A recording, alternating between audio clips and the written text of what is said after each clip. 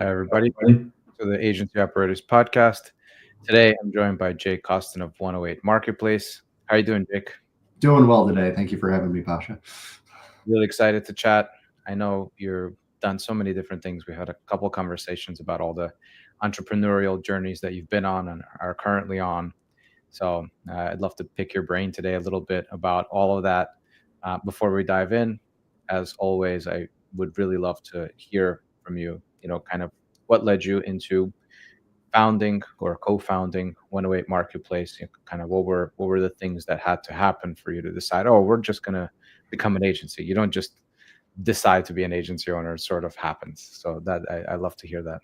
Yeah, my journey really started back in 2007 as an entrepreneur. Started with a photography production business, ran that for a really long time. And then I bought an offshore fishing gear company, and that really led me into the Amazon and the e-commerce world. I always wanted to see what I could do from a content creation standpoint and bring that into the e-commerce world, because I always loved creating content, and then what I could do to help sell products. That was what we always saw clients needed the most, was content. And so we bought Gaffer Sport Fishing, we tore it down to the studs, and the first year we 3x the previous owner's revenue.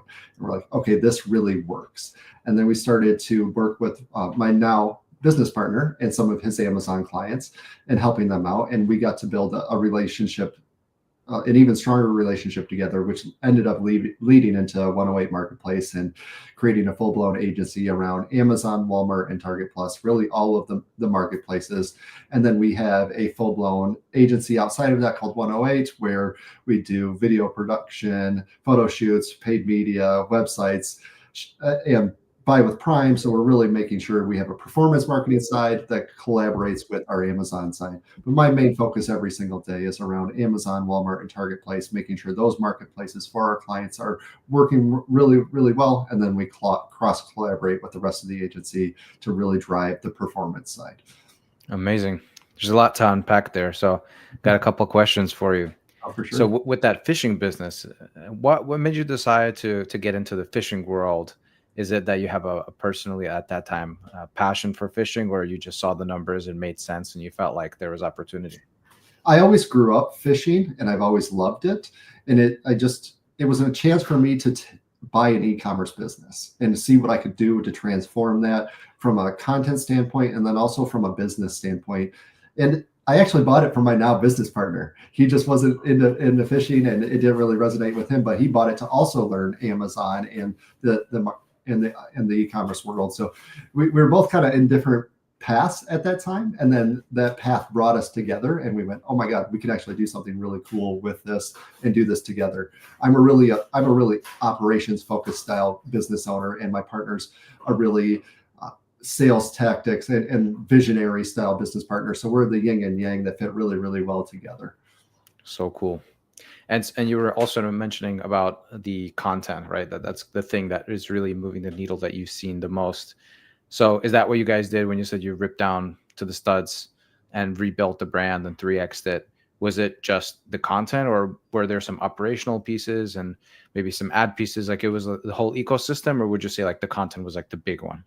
The content was the biggest, but in that business, we tore everything down. We looked at every single aspect of that business. We started with the content. We needed better photos. We needed lifestyle images. We needed video content. Those are so important in your journey on Amazon. I mean, video alone has 157% increase in conversions over just your static image on white for sponsored products. So huge just to have videos on there. We knew feature and benefit videos, when you have those on the listing, those would resonate a ton with our customers. So my business partner in the Gaffer Sport Fishing business, we got together, we did a video shoot, and he's on film talking about all the features and benefits of our products to really help our consumers know what our products are about and to make the right purchasing decision. And then when we got done with that, we tore everything down. We looked at SEO, started really rebuilding A+ content and really creating that brand. We've gone through at least 6 or 7 different iterations of listing images, A+ content in the store. We're going through a whole other rebrand right now for Rufus and Cosmo. It's about updating and staying relevant within Amazon's algorithm and making sure that we continuously improve. We're a continuous improvement mindset here, trying to just get better every single day and going, okay, what can we tweak? What can we A/B test and refine that? Because the more you can refine, the more your conversions go up and the better opportunities you have for a customer to convert. We know when a customer comes to the page, they look at three things: how many reviews you have, your listing images, and your A+ content. So we were just trying to refine back then, and we still are always trying to refine right now how that customer views the information, and are they getting enough information to make a purchasing decision. I love that. Yeah, I think right now, revamping everything for all of these updates with, like you said, Rufus and Cosmo, I think that really changes the game in many ways. And it's not that we have to make huge modifications, but we have developed internally a checklist that we go through just to make sure that we're answering all of the questions Yes. that system is basically asking. And so then and you can actually back check it after by going into Rufus and asking questions and making sure that it's coming up with accurate answers. And I think that's something very new, and not everybody's doing that quite yet. Not everybody's caught on to that, but just gives you that edge for your own brands and for your customers, right? Yeah, it's definitely something that everyone should be paying attention to right now. AI is not going anywhere, and it's how we embrace AI and look at what Amazon's doing with Rufus and Cosmos, how those affect the listing and the customer journey to make sure we're optimizing towards that. We're revamping all of our internal tools from SEO to PPC to how we do images to make sure that we're optimizing for Rufus and Cosmo, and we continue to optimize for those, because those are not going anywhere, and they will only continue to get better and better, and we will need to optimize even further for there. So you were mentioning photo shoots. That's something that I've been trying to figure out recently, and I'm actually doing a really fun test as we speak. So we have a client. They're saying, okay, we're going to get a photo shoot done for you guys so we can give you the assets and help make better infographics and video and so on. And then we said, okay, what if we get the product? I'm not going to say what the product is, but take a photo on your phone, and then our team is going to go ahead and try to beat whatever they can provide in the photo shoot using AI. Mm-hmm. So the tools that we're using are just the Google Workspace. I really like the models coming from Google right now, finding good results from them. So there's a flow tool and a whisk and all these kind of programs. They have their image generation, video generation models. And we're trying to use the set of photos from the iPhone or from whatever Android device, and try to do a better set of professional photography like photos that we could use. And so we're running this experiment and seeing, like, is AI at this stage better than actually spending $10,000, 20, I don't know, there's different levels of photo shoots, but if you're getting a model and you're spending a lot of time getting all these people together and renting a place and doing this thing. So I would love to hear, what is your take on that? Like, are we not really needing that type of production anymore, or is that always going to be something relevant and in demand because there are certain nuances that we can't replicate? In my opinion, right now, it's still too early. AI is still learning. We've got 3 to 5 years more, and I've had a lot of conversations with a cybersecurity friend of mine about AI and how it's learning and how it's developing. And in 3 to 5 years, that's going to change the game for content, and it's going to be a lot more seamless. We're seeing, even in the last couple of years with generative AI, what Amazon's released a couple of years ago at Amazon Accelerate, then we talked about it in 2024. I'm sure they're going to talk about it this month at Accelerate. They keep making it better and better each year, but I still don't think that it is 100%. So there's going to be some brands that are your higher positioning brands, your multi-million-dollar brands may not want to be using generative AI yet because it's just not as refined. But if you're a startup, you're just new to Amazon, you're trying to grow, it's a great way to A/B test and really refine what images are working, what content is working. And then you can start to take that and work with your content studios and get higher value out of your content studios without wasting a lot of money on test images. So I think AI right now is a really great way for brands to refine that strategy and then go to your creative studio and go, I want to head in this direction, and then really refine it with your creative studio. I agree. I think that hybrid approach is really the best bet. And it's so great for ideation and, kind of getting getting your foot forward, but to get to the finish line, you got to go the traditional route. And I agree, probably have a couple of years, but to see how fast it's moving. And there's also been some discussion around actually how fast it's moving recently. Some people are getting a little bit frustrated, like, oh, GPT 4 to 5 wasn't as big of a leap as 3 to 4 or whatever. So, I mean, naturally, right, like there's going to be some kind of diminishing return in terms of speed because like they've already learned everything on the internet. Right. And like still, It's very impressive. Yeah. So I would love to ask, like in addition to the AI stuff, like like the Rufus and the image improvements, what are some of the levers that you guys are pulling this year, kind of going into Q4, moving into 2026? What's working for you guys on Amazon? Or do you kind of feel like there's certain things have been sort of maxed out aside from that, and that's why you guys are expanding to other marketplaces? Like what's the story with the Amazon side? From an Amazon side, I don't think we're ever done. It's just that continuous improvement. I mean, we're constantly doing new SEO. We're trying to always A/B test that. For us, it's always A/B testing because that's how how we refine conversion. And then for us, continuing to build the tools that we're doing to combat Rufus, to look at Cosmo and make sure that we're optimizing towards that, and introducing new things like AMC. Most brands haven't probably touched AMC yet because it's not native within Amazon's platform. You need a seat outside of Amazon's platform to really get into Amazon Marketing Cloud and understand the data to really refine your current PPC strategy. And then from there, building upon that with DSP. So that's where we're really expanding as we have AMC services, we have DSP services, and really helping our brands expand outside of just your normal advertising within Amazon. And that has only been able to, AMC has only been able to make happen in the last year or so from Amazon, now that we have the data to be able to see the different audiences and really refine that. We've been testing streaming TV a ton, and I really think that comes down to having the right brand and the right video asset to go on streaming TV. And you're really focusing on top funnel movement from that standpoint. So there's a lot going on in how you want to build your brand on Amazon right now. I'm a firm believer of having a strong base. And a lot of brands want to just list on Amazon and go, go, go. But there are so many factors in your success on Amazon. And in my experience, it's all been about how do you list as optimized as possible. So when we work with new brands, we're always trying to make sure before that first listing goes up, we have the right listing images, we have the A+ content, we have your SEO ready to go. And as soon as that's all ready to go, we have a fully optimized listing that goes up. Then we start that Vine review program, and then we start to build the PPC. And then it's just the building blocks from there of opening up new audiences from AMC, then getting into DSP, and really having a good roadmap for 12 months, if not longer. When we work with our clients, we're looking at a 12-month roadmap. We know what the first 90 days looks like for a new brand or an existing brand. And then what the next 90 days is a lot of testing and refining. And then we get into AMC audiences, and it just kind of spirals from there. But we've really built out that 12-month plan when you work with us about how we get from A to Z with your brand in that first year to give you the best possible chances of success. The days of 2018, 2019, when you could go from 0 to $1 million with almost no ad spend, that's gone. The ads increased. Oh, I mean, those are what, 600-700% more expensive now than they were in 2020. There's significantly limited space.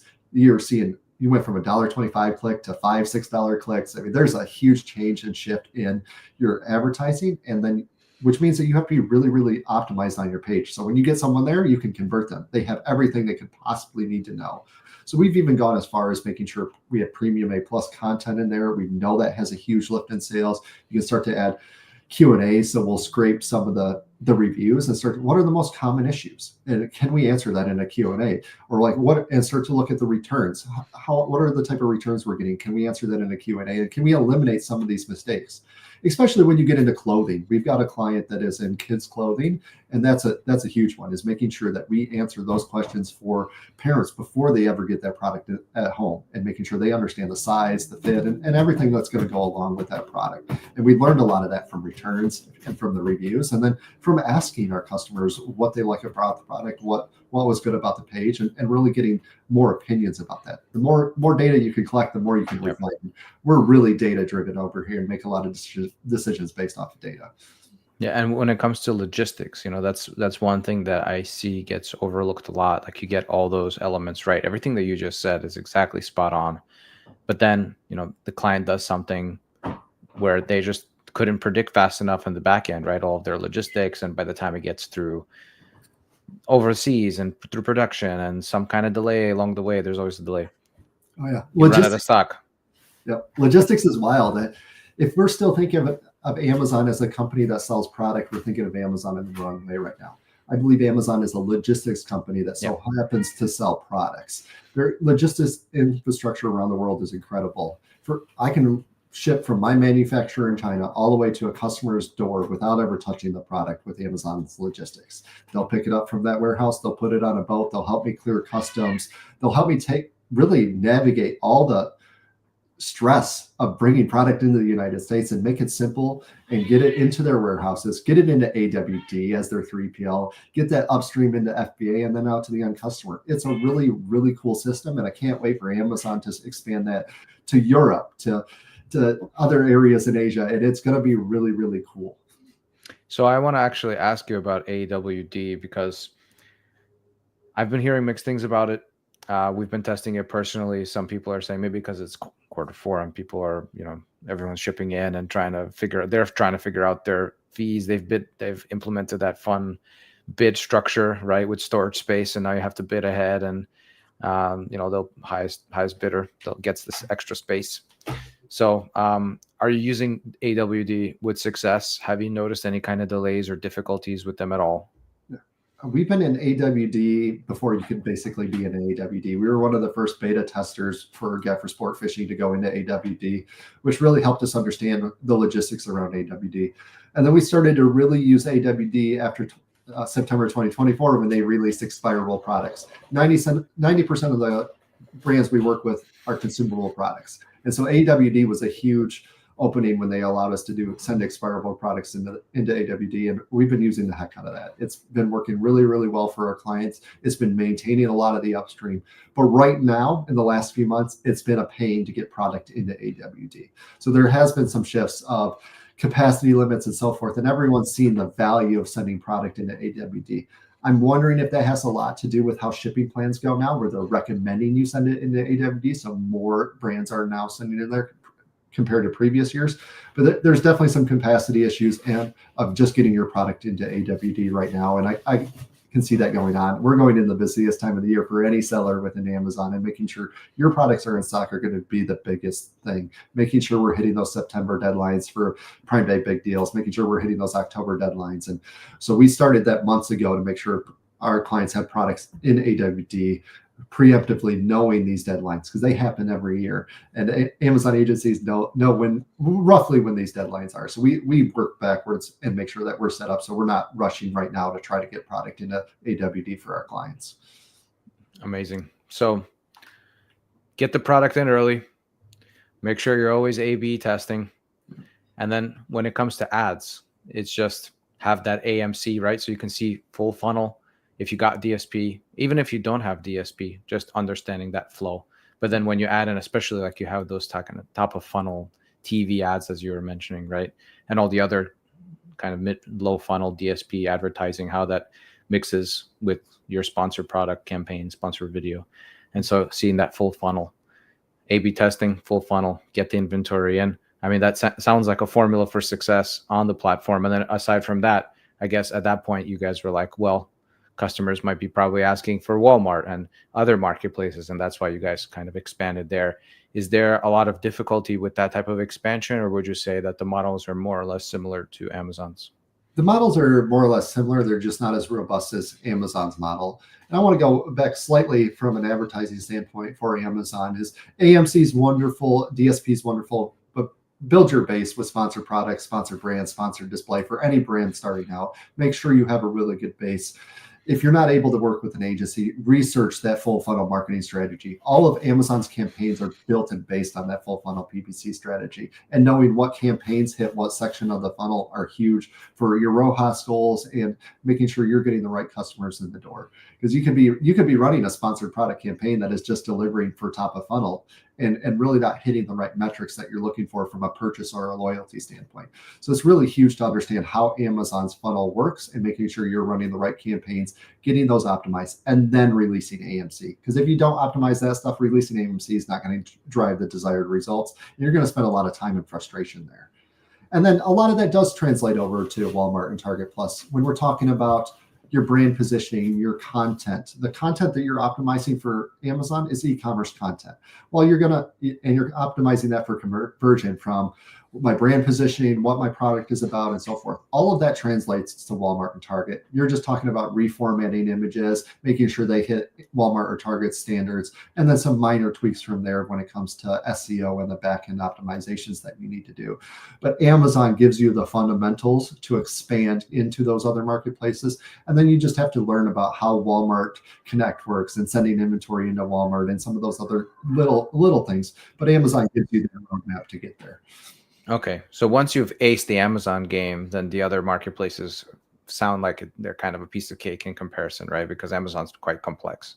100%. I mean, Amazon is the most complex beast that you could ever deal with in the e-commerce world. And it drives everyone crazy, from agencies to brands, and dealing with support or different problems. Yeah. And why did this break? Why didn't this break? It is wild, the different things that happen on Amazon. It's like we're constantly solving issues on Amazon, and everyone's like, why can't we just list and be selling?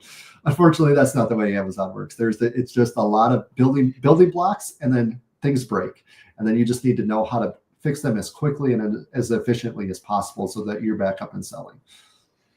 Jake, if somebody wanted to reach out to you guys and maybe get a consultation or for an audit or anything like that, where can they find you? You can find us you can email me directly, jake@108.agency. The O in there is an O. It is not a 0. So make sure you don't put a 0 in there. It's 108. We have that happen sometimes, but it's jake@108.agency. And I'm more than happy to audit, jump on a call, and look through your business at any time. Awesome. I really enjoyed talking with you, man. I love the nuggets of gold you shared here. It was a pleasure. Thank you for having me on today. All right. Thanks, everybody, for listening. I'll catch you on the next one. Thank you. Bye-bye.